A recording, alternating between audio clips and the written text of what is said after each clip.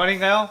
내 이름은 종타쿠 오덕이죠. 우리 종대 여러분, 오늘 하루는 어떠셨나요? 오늘은 인기 애니메이션 귀멸의 칼라에 나오는 렌고쿠 신주로와 쿄조로가 먼치킨 캐릭터였다면 어땠을지에 대한 가상 시나리오 일부입니다. 이 영상에는 원작의 스포일러와 개인적인 견해가 있으니 그 점 유의하시길 바랍니다. 大丈夫ですか? 그럼 시작해볼까요?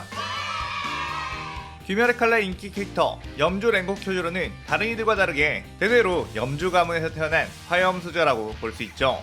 쿄조로의 전 염주가 바로 아빠인 신주로이며 작중에서는 아내를 잃고 호흡에 진실한 뒤 폐인으로 전락해버렸지만 베테랑주로서 뛰어난 검술 실력이 있었던 걸로 유추해볼 수 있습니다. 만약 신주로가 폐인이 되지 않고 엄청난 실력자였다면 어떤 이야기가 펼쳐질까요? 이 가상 시나리오 컨텐츠는 원작의 고증을 철저히 따지당하는 매끄러운 진행이 되지 않기 때문에 어느 정도의 설정으로나 능력치 보정은 이해해주었으면 좋겠습니다. 그럼 오늘의 가상 시나리오 시작하겠습니다. 렌고쿠 신주로는 역대 최강의 화염의 호흡 계승자라고 불릴 만큼 뛰어난 검술 실력을 가진 인물이었죠. 어릴 때부터 남다른 검술의 두각을 나타냈고 14살의 나이에 전 염주였던 아버지 킨주로가 임무에서 죽자 염주로 등극하게 되었습니다. 그때부터 쭉 신주로는 염주로서 엄청난 활약을 해왔고 혈귀들은 신주로의 선물을 듣고 엄청나게 두려워했죠. 그러다가 신주로는 한 임무를 나갔는데 거대한 혈귀 앞에서도 움츠러들지 않고 맞서고 있는 한 여자를 발견하게 되었습니다. 신주로는 뛰어가 화염의 호흡으로 그 혈귀의 목을 단번에 베어버렸고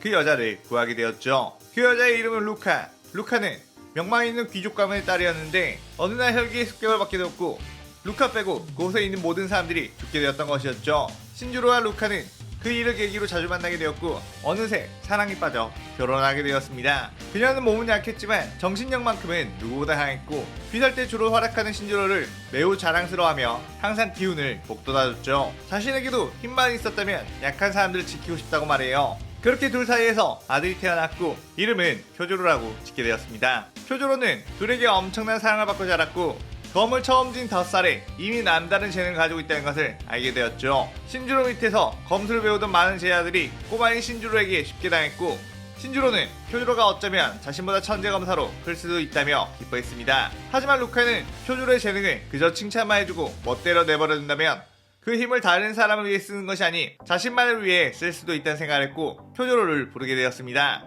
루카는 쿄조로에게 왜 네가 강하게 태어났는지 아느냐고 물었고 쿄조로는 모르겠다고 답하자 다른 약한 이들을 구하고 그들을 지키기 위해서 강한 힘을 가지고 태어난 것이라고 했죠. 또한 약한 이를 구하는 것은 강하게 태어난 이의 책무이며 책임을 지고 이뤄내지 않으면 안 된다는 사명이라며 결코 잊어서는 안 된다고 했고 쿄조로는 어머니의 말 명심하겠다고 했습니다. 그런 어느 날 루카는 자신의 아내가 이상한 종기에 빠진 것 같다며 하소연하는 이웃 주민의 말을 듣고 그곳에서 그녀를 빼내기 위해 찾아갔죠. 그곳의 이름은 만세금학교.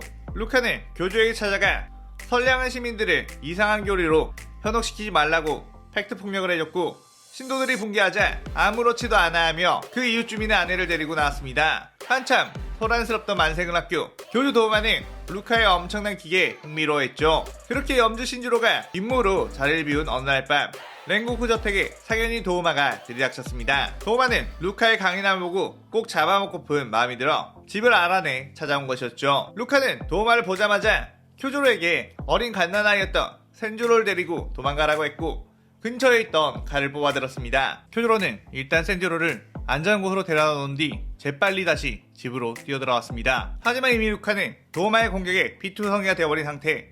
도우마는 쓰러진 루카를 잡아먹기 위해 입을 벌렸는데 어린 쿄조로가 순간 각성하며 화염의 호흡을 시전해 도우마를 공격했죠. 도우마는 어린아이가 칼을 들고 뛰어왔다는 것에 방심했다고는 하지만 쿄조로의 칼에 목이 살짝 베었고 하마터면 목이 전부 날아갈 뻔했다는 것에 놀랐습니다. 그리고 목의 상처가 곧바로 회복되지 않고 불타는 듯한 고통이 남겨졌죠. 쿄조로는 곧이어 엄청난 포효와 함께 어린아이라고 느껴지지 않을 기세를 보여줬고 도우마는 순간 그 위압감에 움츠러들며 루카를 먹지 못한 것은 아쉽지만 이 상처라면 절대로 살지 못하기에 그것으로 만족하고 물러서기로 했습니다. 도우마가 사라지자 쿄조로는 루카의 상처를 어떻게든 지혈해보려고 했지만 너무 출혈이 심해 막을 수가 없었죠. 하지만 엄마를 꼭 살려야 할 거라며 안간 힘을 쓰며 눈물을 흘렸습니다. 그때 루카는 그런 표조로를 품에 안고 강하고 착한 아이의 엄마가 될 수 있어 행복했다고 하며 숨을 거두게 되었죠. 뒤늦게 임무를 끝내고 온 신주로는 그 상황을 보고 역시 엄청난 충격에 빠졌고 세상이 떠나갔듯이 절규했습니다. 신주로는 장례가 끝나고도 이 현실을 받아들이지 못했고 사랑하는 아내를 잃은 슬픔에 술에 빠지게 되었습니다. 평소에 상냥하게 쿄조로에게 검술을 알려주던 신주로였지만 그 후로는 검술을 알려주지도 않았고 항상 술을 가지고 다니며 임무에도 대마하게 되었죠. 그런 모습에 쿄조로는 상심했지만 자신이라도 힘을 내 엄마의 복수를 해야겠다는 생각을 했습니다. 하지만 쿄조로는 도우마의 얼굴만 알고 아무런 정보를 몰랐기에 쉽게 찾을 수가 없었고 도우마는 이미 그 동네를 떠나 다른 곳에 덜 잡은 상태였죠. 신주로는 여느 날처럼 술을 마시고 있었는데 까마귀로부터 한 임무를 받게 되었고 그곳으로 비틀비틀 걸어갔습니다. 어떤 커다란 저택에 한 혈기가 인간을 가둬놓고 사육을 하고 있다는 제보가 있었죠. 그곳에 가자 이미 한 아이가 도망쳐 나온 듯 했고 아이의 입은 크게 찢어진 흉터가 있었습니다. 아이는 쿄조로와 또래로 보였고 혈기에게 쫓기고 있는 모습을 보자 괜히 더 측은지심이 들었죠. 그 아이를 뒤쫓는 것은 커다란 몸을 가진 뱀혈기, 눈에는 하얀 삼의 표식이 있었고 강력한 힘으로 많은 귀살대원들을 죽인 혈기이며 오랜 세월 동안 귀살대원들이 찾던 혈기였습니다. 신조로는 그대로 뱀혈기로 막아섰지만 너무 술을 많이 마셔서 그런지 뱀혈기가 여러 마리로 보일 정도로 현기증이 났죠. 뱀혈기는 신조로의 만취한 모습을 보고 요즘 귀살 때는 미쳐 돌아가고 있나 술을 마시고 혈기에게 덤비는 수준까지 전락했냐며 비웃었습니다. 그리고는 주정뱅이 정도는 한 방에 처리해주지 라고 하며 거대한 꼬리를 휘둘렀는데 신주로는 기묘한 움직임으로 그 공격을 피했죠. 비틀거리다가 우연히 피한 건가 싶어 또다시 꼬리를 휘둘렀지만 계속 휘청거리며 아슬아슬하게 피했습니다. 신주로는 만취한 상태에 더해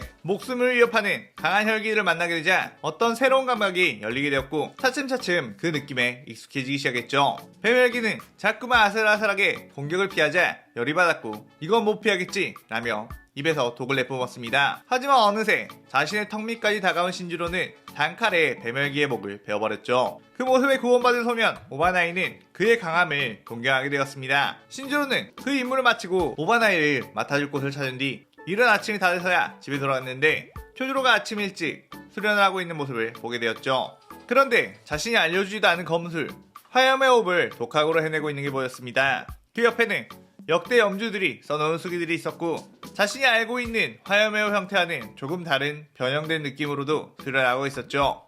신주로는 그 모습을 보자 약간의 자극이 되었고 한숨 푹 자고 난 뒤 그 수기를 자세히 읽다 보니 해의 호흡이라는 시초의 호흡에 대한 기록이 있었고 신주로는 그 부분을 엄청나게 몰두를 하며 읽었습니다. 화염의 호흡은 물론 모든 호흡은 해의 호흡의 아래로 태어난 것이며 형태를 완성한 것이라고 했죠. 그리고 그 해의 호흡 형태에 대해서도 나와 있었고 몸에 맞지 않은 사람이 그 형태를 사용했다간 몸에 엄청난 무리가 가고 평생을 해도 절대로 깨우칠 수 없는 것이 해의 호흡이라고 되어 있었습니다. 신주로 역시 그 책에 나와 있는 대로 해의 호흡을 써보려고 했지만 몸에 과부하가 걸려 쉽게 지치게 되었고 좌절을 할 뻔했죠.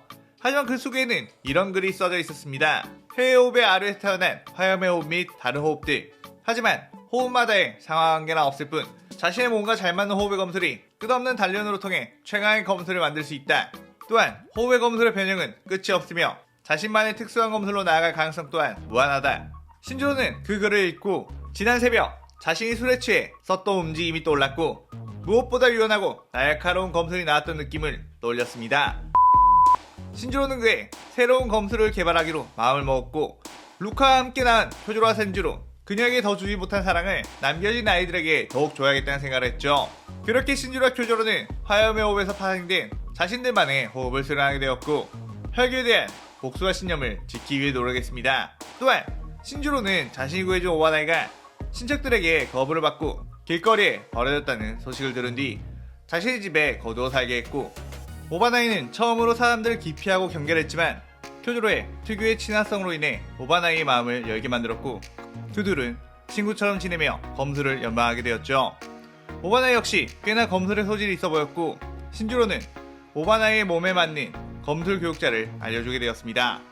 어느새 세월이 흘러 쿄조로는 몸의 성장이 어느정도 다 끝난 상태가 되었고 신주로는 오랫동안 지켜온 염주의 자리를 쿄조로에게 넘겨줄 때가 되었나 생각을 했죠. 함께 검술을 수련하는 오바나이는 자신만의 검술인 뱀의 호흡을 만들어 사주의 자리에 올라 엄청난 활약을 하고 있기도 했고 말이에요. 물론 자신의 힘은 여전히 전성기 때보다도 강해졌지만 주의 자리에 너무나도 오랫동안 머물며 젊은이들의 앞을 막는 게 아닌가 싶었습니다. 신조로는 주 앞에 있대 주들이 모두 모인 앞에서 쿄조로를 데려와 자신과 대련할 것을 제안했고, 쿄조로는 어떻게 아버지와 검을 겨누며 싸울 수 있겠느냐며 거절하려고 했지만 신조로는 목검을 던져주며 이것은 사사로운 싸움이 아닌 염주 승계를 위한 심사이니 전력을 다해보거라 라고 했습니다. 쿄조로는 신조로의 뜻을 이해하고 화염의 호흡을 시전한 뒤 신조로에게 덤벼들었죠. 신조로 역시 화염의 호흡을 시전해 맞붙었고, 랭고쿠 가문의 역대 천재 두 명의 싸움은 지켜보는 이들로 하여금 그저 감탄만 나오게 했습니다. 엄청난 치열한 공방 끝에 둘의 목검은 동시에 부러지게 되며 끝이 나게 되었죠. 신조로는 우에야키 당주와 주들에게 이렇게 쿄조로는 현 염주 랭고쿠 신조로에 범접하는 실력을 가진 자입니다. 하지만 나보다도 정의감이 넘치며 책임감이 있는 녀석이니 나 대신 염주의 자리에 오르는 게 합당하다고 말하는 바입니다 라고 말했고, 주들은 그것에 대해 동의를 했죠. 그때 사조 오바나이는 그럼 신주로 씨는 이제 귀살대에서 은퇴를 하실 생각인가요? 라고 물었고, 신주로는 은퇴는 없다. 혈기 녀석들을 전부 죽여버리기 전까지는 나는 이제 좀 더 자유로운 위치에서 귀살할 것이다 라고 답했습니다. 그렇게 우에야시키 당주는 랭고쿠 쿄조로를 새로운 염주로 임명하게 되었고, 쿄조로는 당당한 눈빛으로 잘 부탁드린다고 외치며 이 시나리오 일부가 끝이 나게 되죠. 일부에서는 쿄조로와 신주로가 주인공으로서 본격적인 먼치킨 서사를 하기에 앞서 준비 과정을 그려보았습니다. 다음 시나리오부터 본격적인 강력한 모습들이 나올 테니 기대 많이 해주시고요. 이 시나리오 편이 반응이 괜찮다면 3부까지도 나올 수 있겠지만 그렇지 않다면 2부에서 끝이 날 수도 있을 테니 많은 관심 부탁드립니다. 오늘의 가상 시나리오에 대한 감상평 많이 남겨주시고요. 오늘 영상 즐겁게 보셨다면 구독, 좋아요, 알림 설정 누르는 거 잊지 마시고요. 그럼 오늘은 이만. 사요나라.さようなら。